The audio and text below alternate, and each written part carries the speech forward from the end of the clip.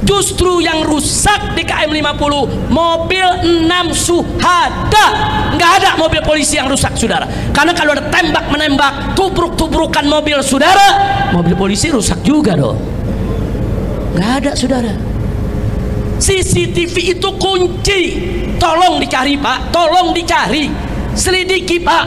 CCTV itu di mana? Agar kami ini tidak suudzon kepada semua polisi. Karena masih banyak polisi yang baik, Pak. Masih banyak jenderal yang baik, Pak. Jangan sampai kami curiga kepada semua polisi. Cari itu CCTV KM 50, buka di depan publik, depan masyarakat. Di sana akan kelihatan siapa itu isi daripada mobil Land Cruiser hitam. Siapa itu komandan yang memberikan arahan. Dan itu menjadi bukti bahwa 6 laskar masih hidup. Dan CCTV itu nggak sampai di situ. Saat laskar keluar dari pintu tol Kerawang Timur, itu terekam CCTV. Saat laskar ditembaki depan hotel Novotel, saudara, itu juga ada CCTV di hotel tersebut. Itu juga tolong CCTV-nya diamankan. Begitu juga saat mobil dipaksa masuk kembali ke pintu tol Kerawang Barat, di situ juga ada CCTV. Bagaimana kondisi mobil saat masuk? Apakah bannya sudah pecah atau belum? Apakah sudah terluka atau belum? Sehingga jelas di mana tembakan itu terjadi. Dan sepanjang tol semua ada CCTV-nya. Dan di CCTV itu terlihat siapa saja petugas, saudara, yang hadir di KM 50. CCTV itu nggak boleh dihilangkan. Maka itu kita minta tolong Pak Sigit, tolong Pak Kapolri, dengan hati yang tulus, dengan kecintaan kami sebagai rakyat kepada institusi kepolisian. Karena nggak mungkin kita hidup tanpa polisi, nggak mungkin, saudara. Berbahaya sekali Indonesia hidup tanpa polisi.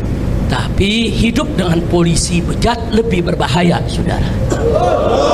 Maka itu kita minta kepada Bapak Kapolri, kami dukung Bapak, kami dukung kepolisian. Yuk kita bersihkan Polri dari seluruh oknum-oknum yang bejat, oknum-oknum yang zalim. Kami tidak mau menuduh, Pak. Baik, kita nggak usah nuduh, Pak. Ayo kita keluarkan aja CCTV-nya. Nanti kan ketahuan, Pak, siapa yang terlibat di situ. Siapa itu yang ada di Land Cruiser hitam? Berapa sih Land Cruiser hitam itu nomor seri polisinya? Ada kok di CCTV, Pak. Ada. Semua mobil kelihatan, Pak. Apa betul ada mobil petugas yang diserang sama laskar, katanya dihancurkan dengan pedang, saudara? Kemudian dia punya bodinya disabet-sabet dengan parang. Apa betul? Nanti di CCTV kelihatan, Pak. Mobil yang mana itu yang disabet oleh laskar? Kenapa CCTV tersebut harus disembunyikan? Nah, jadi kalau kita mau bicara novum baru, itulah adalah novum baru. Dan saudara, sekali lagi pernyataan jaksa bahwa saudara, tim yang urus CCTV Sambo adalah tim yang sama yang mengurus CCTV KM 50. Saya tidak bikin hoax, saya tidak bikin bohong. Saya menyampaikan apa yang disampaikan oleh jaksa dalam forum resmi persidangan Sambo, dalam dakwaan resmi yang disampaikan di depan pengadilan negeri, saudara. Nah, kira-kira jelas tidak? Paham semua? Nah, baik. Akhirnya setelah kita uraikan itu semua, saudara, jadi tadi sekali lagi ulangi. Jadi saya katakan kenapa itu super bohong soal 4 laskar itu bergumul di dalam mobil. Satu, bahwa itu tidak sesuai dengan SOP polisi, nggak sesuai. Jadi kalau ikuti SOP mestinya diborgol, ditaruhnya di tengah, diapit oleh polisi. Saya ngalami kok. Saya ngalami, saya berapa kali, saudara, dibawa dengan mobil tahanan, mobil polisi.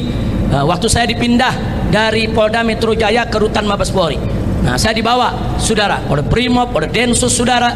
Saya harus duduk di tengah, kanan kiri saya lengkap dengan senjata, di depan saya lengkap dengan senjata, di belakang saya lengkap dengan senjata, saudara. Ini saya yang dikeluarkan yang tidak ada kejadian tembak menembak. Apalagi laskar yang katanya ada tembak menembak, berarti tahanan berbahaya dong. Kalau tahanan berbahaya ya borgol dong. Nah, bukan hanya diborgol, letakkan di tengah, diapit dong. Kalau nanti dia membunuh orang bagaimana? Kalau di tengah jalan lari bagaimana? Nah, jadi saya bandingkan dengan diri saya sendiri. Saya sendiri juga diperlakukan diapit kok. Enggak boleh. Saya waktu dibawa dari Rutan Salemba ke ke Lapas Cipinang, dikawal begitu, saudara. Waktu saya dibawa ke rumah sakit dikawal, waktu saya mau dilepas dibawa dulu ke Bapas, dikawal seperti itu kok. Itu SOP-nya. Walaupun mereka Habib, maaf ini Habib ya, keluarga Habib nggak boleh duduk di sini. Ini semua petugas, Habib duduk di tengah ya. Walaupun mereka sopan, mereka minta maaf Habib ya. Ini SOP-nya. Oh ya Pak, silakan Pak. Silakan. Kalau saya mau di borgol, saya mau duduk di tengah nggak apa-apa. Silakan Anda jalankan SOP Anda. Waktu saya dipindah dari rutan Polda Metro berangkat ke rutan Mabes Polri, tangan saya diikat kok. Padahal yang awal puluhan saudara, yang awal puluhan tetap diikat saudara, karena itu SOP. Saya ikuti, ayo SOP. Walaupun koruptor banyak yang nggak diborgol. Ya tapi SOP saya ikutin, koruptor nggak mengikutin, saya nggak mau ikutin koruptor. Kira-kira jelas gak? Jadi ini yang perlu diselesaikan. Nah kemudian yang berikutnya yang kedua, bahwa 4 laskar FPI yang dibunuh punya luka tembak yang hampir sama, yaitu dekat jantung dan paru.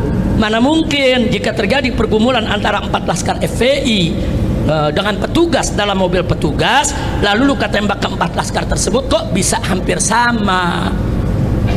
Hampir sama, ada luka tembak di dekat jantung sama di paru, semua nem jenazah sama saudara. Nah kemudian yang ketiga, bahwa di sebagian tubuh 6 laskar FPI ada luka memar dan luka bakar. Apa luka itu juga dilakukan terpaksa oleh petugas untuk bela diri di dalam mobil? Apa betul luka-luka itu menunjukkan ada penyiksaan? Luka tadi merupakan indikasi ada penyiksaan saudara. Nah kita mau tahu saudara, ya mereka ini disiksanya kapan? Sebelum melawan, saat melawan, atau disiksanya setelah jadi mayat? Nah, mesti dijelasin dong. Nah, jadi jangan ada kebohongan. Mudah-mudahan kita doakan agar Kapolri kita tidak melindungi oknum bejat di Polri. Kita doakan agar Mabes Polri tidak lagi memberikan perlindungan kepada geng KM50. Kita minta supaya KM50 diungkit kembali, diusut kembali, dan kita minta kepada Bapak Kapolri untuk membentuk tim khusus mencari CCTV KM50, karena itu merupakan kotak Pandora saudara. Begitu itu dibuka, semua jelas. Apa betul laskar melawan? Apa betul laskar bawa senjata? Apa betul laskar menyerang mobil aparat? Atau sebaliknya, semua akan terungkap begitu CCTV tersebut dibuka. Dan Komnas HAM sendiri dalam laporannya menyatakan bahwa CCTV KM50 disita oleh polisi dan tidak diberikan ke Komnas HAM saudara. Nah sementara jaksa di pengadilan Sambo juga mengatakan tim yang menyita daripada CCTV KM50 sama dengan tim yang menyita CCTV kasus Sambo. Artinya apa? Benang merahnya jelas, petunjuknya jelas, indikasinya jelas. Ya tinggal Bapak Kapolri membentuk tim untuk mengusut sampai tuntas melalui CCTV tersebut. Insya Allah kalau ini dilakukan oleh kepolisian, kepercayaan masyarakat terhadap polisi akan bangkit kembali. Betul? Betul? Saya mau tanya, kalau polisinya baik, menegakkan hukum, bertanggung jawab, dukung tidak? Dukung tidak? Dukung Polri tidak? Takbir! Tapi kalau Polrinya melindungi oknum-oknum bejat yang terlibat narkoba, yang terlibat judi, yang terlibat pembunuhan, penyiksaan, saya mau tanya, suka atau tidak? Suka atau tidak? Senang atau benci? Percaya atau tidak dengan Polri? Takbir! Nah, ini yang saya mau sampaikan pada pertemuan kita hari ini saudara. Saya mohon maaf kalau waktunya cukup banyak saya ambil pada kesempatan ini. Akhirnya sebagai penutup, saya ingatkan lagi, Allah tidak lalai. Allah tidak lalai. Satu persatu personil aparat kepolisian yang terlibat KM50 terungkap lewat kasus Sambo. Ternyata banyak anggota Satgasus Sambo terlibat dalam tragedi KM50. Nah, di antaranya yang terlibat, yang kemarin baru dipecat dari kepolisian, yaitu yang bernama Hendra saudara, Irjen Hendra. Ya dia sudah naik jadi Irjen. Hendra saudara, dia ikut siaran pers KM50 di Polda Metro Jaya. Nah ternyata saudara dia terlibat dalam kasus Sambo, dan dia terlibat juga saudara, yaitu pada saat siaran pers KM50. Nah saat ini sudah dipecat dari kepolisian. Alhamdulillah, mudah-mudahan